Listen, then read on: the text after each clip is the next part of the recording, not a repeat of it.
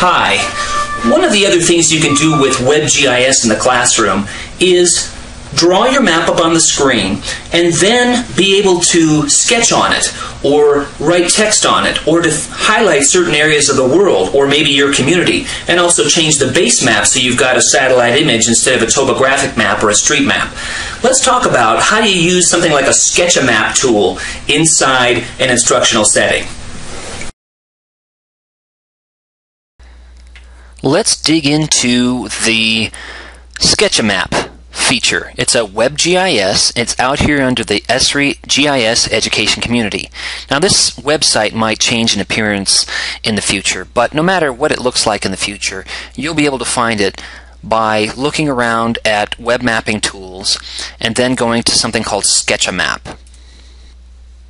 As the name implies, SketchAMap allows you to draw a map and you can sketch on it. So let's say you're teaching about the Great Plains, and so you grab these sketching tools, freehand polygon, and let's say you say, ooh, okay, there is a area of plains, there is an area of plains, and let's say I want to call that grasslands and plains and prairies.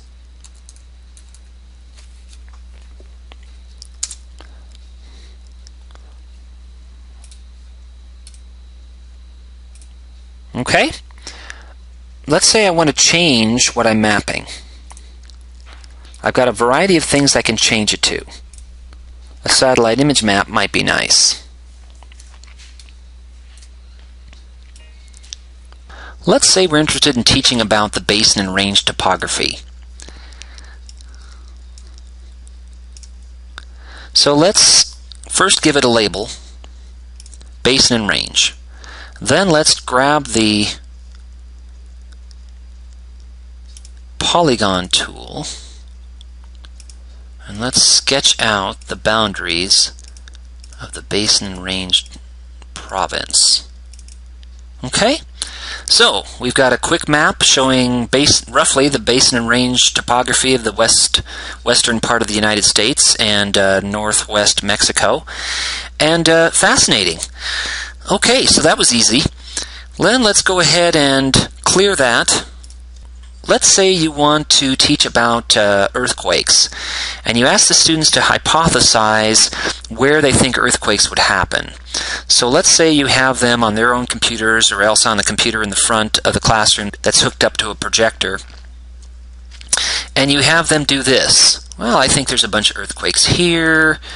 And then later on, let's say another student gets up there and they draw in blue. So this student thinks, oh, well, I think there's a bunch of earthquakes over there. And then the other student gets up there and says, well, I think that there are some over here and they're sort of scattered around. Okay, so that is another thing you can do with this tool. You can use it to get student input on a variety of topics. Now, we've been emphasizing sort of regional and global activities, but remember, this works down to the local community level as well. So let's say you've got the same sort of thing going on as before, where you wanted the students to have input. So let's say you're interested in mapping where the students live. Where do students at this middle school live? Let's go ahead and bump up the size. Let's change the color, something dark. How about a dark red? Okay, and let's change the size right there. Okay, so where do students in X middle school live? Alright, and now we're going to go ahead and click on that and change the color of the circle to maybe a black circle. And then the students start mapping where they live, and it ends up being this sort of distribution. Okay, so from that distribution we could pretty much figure out that the middle school is probably right around in here.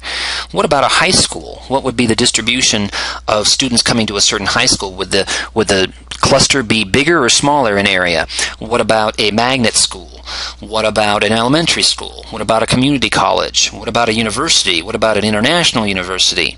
So there's all kinds of things you can do with a local application like this. And you could also, of course, do this sort of thing where, let's go ahead and map where the commercial district is. in town. And then let's change the base map to a satellite image map, and then let's zoom in a bit. Okay, another thing we can do at a local level is have the students draw where they think the commercial district is. So let's say you've got student X that draws it like this. Why does it go on so long along this particular street, for example? Okay, and then maybe the next student draws the commercial district here.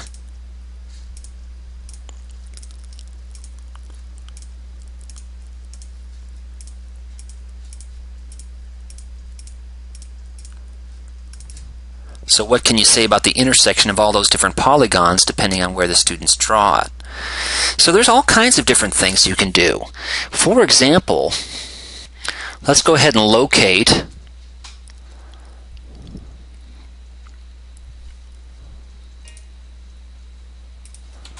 Lawrence, Kansas.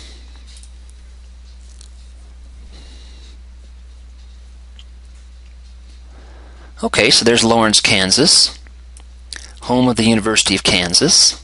And let's say I have the students actually map out where different zones on campus are. Okay, so here's the athletic fields. And here are the academic buildings. Right?